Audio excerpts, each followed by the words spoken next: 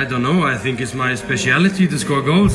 ফ্রান্সের মতো আর্জেন্টিনা এত বোকা না, তাদের কৌশল আলাদা, তাদের সাথে কারো তুলনা করা যায় না। ফ্রান্সের হার দেখে আর্জেন্টিনাকে নিয়ে একই বললেন আর্লিং হালান্ড।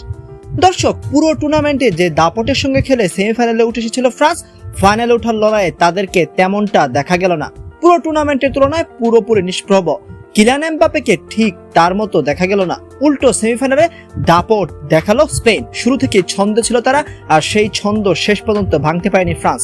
কিলিয়ান এমবাপ্পেদের আক্রমণ ভাগ ছিল নিষ্প্রভ। অন্যদিকে লামিন ইয়ামাল, দানি ওলমো এবং পেদ্রো পেরোদের গতিময় ফুটবলে 2-0 গোলের জয় তুলে নিয়ে দ্বিতীয়বারের মতো বিশ্বকাপের ফাইনালে জায়গা করে নিয়েছে লা রোহারা।